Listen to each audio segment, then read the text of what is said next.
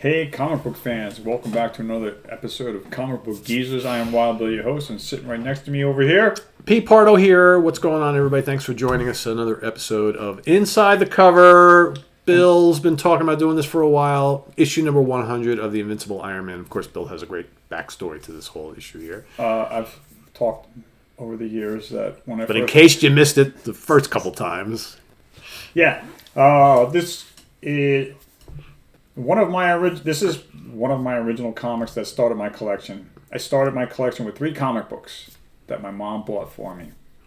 Iron Man 100, Thor number 261, and Hulk number 213. And I've already done inside the covers of those other 2 issues. And now we're going inside the cover with my very first Iron Man in my collection. Legendary cover, this Jim Starlin? Correct. Yeah. Jim Starlin cover.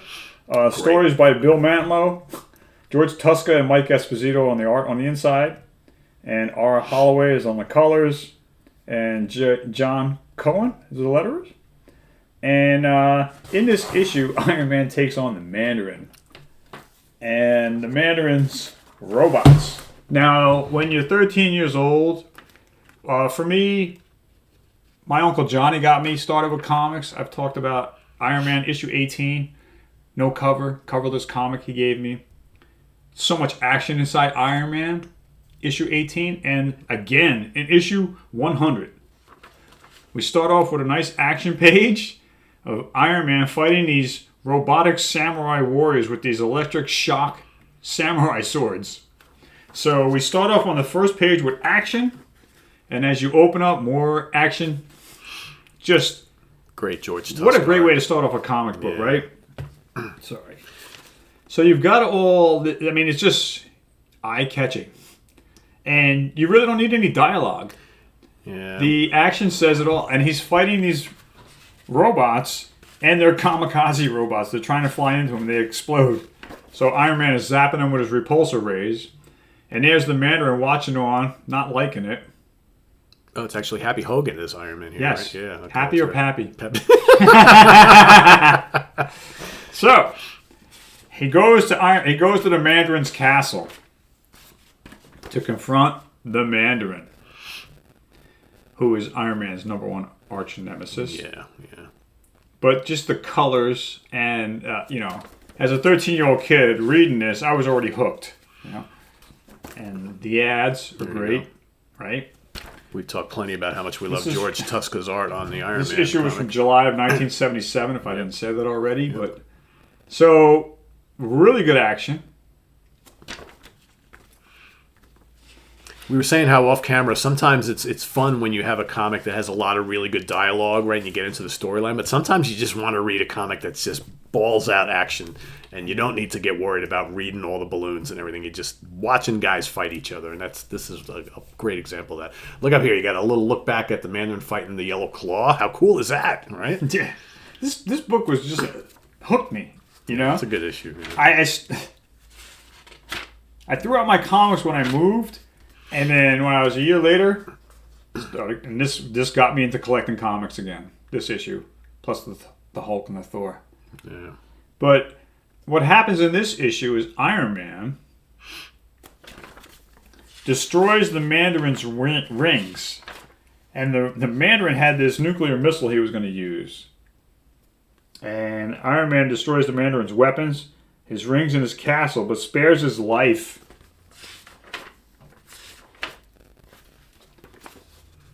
Right there at the very end.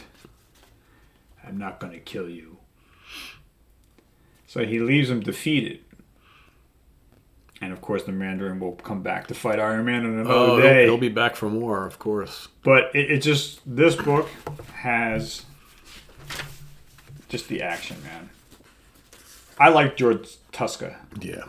Some people don't, but it's funny you do read that. I thought he was great on Iron Man. I thought he was one of my favorite artists for Iron Man. Him and Bob Layton. Yeah, I would agree there. And Gene Colan, obviously, was good too, in the beginning, did the cover, and Jim Starlin. Oh, I wish he did more Iron Man. Look at that. Yeah, man. Look at that. Back cover for you. I saw the preview for the next issue 101. That's the one with the Frankenstein monster. Yes. I remember that. That's a good one. I haven't too. done that one. Well, did I do that one? Well, I know we showed it off once before showed with it the little off. minions. Yeah, Because we people showed it asked, off. We who never- were we the never little went- trolls? Yeah. Maybe we should go inside the cover on that one of these days. Yeah, I've got it. Do you have that one? Yeah. That's a good one, man. It's a great Halloween. Anything with Frankenstein, man. How could you not like it? I know. But I just thought that this one, I'm glad I finally got to it to show you guys inside the cover. I forget because it's been a while since I read this. Why was Happy inside the costume and not That's a Tony read issue Stark? 99. Yeah, I don't remember where Tony was during this time here.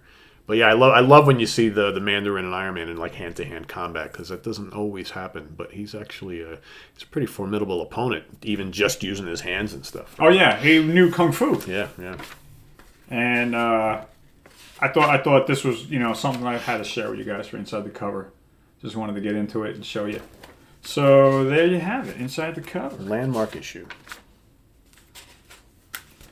Crazy. I don't have any crazy magazine. And look at that down below, an ad for the Eternals, Jack Kirby's return to Marvel. Yeah. Because he came back in '76. Yeah. So this is July '77. So move ahead 3 months prior. So this book was probably published in March of '77 or April of '77. It's crazy to think about like how much Jack Kirby took on when he came back. He was doing started the Eternals. He did 2001. He did Machine Man. He did Devil Dinosaur. He was doing Captain America. He did Black Panther. I mean, I'm sure there's more. That's crazy when you think about it. Yeah. He was doing all those at the same time. Star Trek was popular back then. That's right. Yeah, for sure. And there's Robert. And my buddy Robert Bell. Bought a lot of back issues from him. In fact, I think issue 101 that we're talking about Iron Man I got from Robert Bell. Got this. There you go. Yeah. Definitely. So you went and did the subscription right after you got these issues, right? So yes. Within that, I bought these like in March of '78. My mom bought them for me, and by September of '78, I was getting a subscription because within that 6 months, I was missing issues left and right. And I think at that time, books were actually on the newsstand 35 cents. Yeah.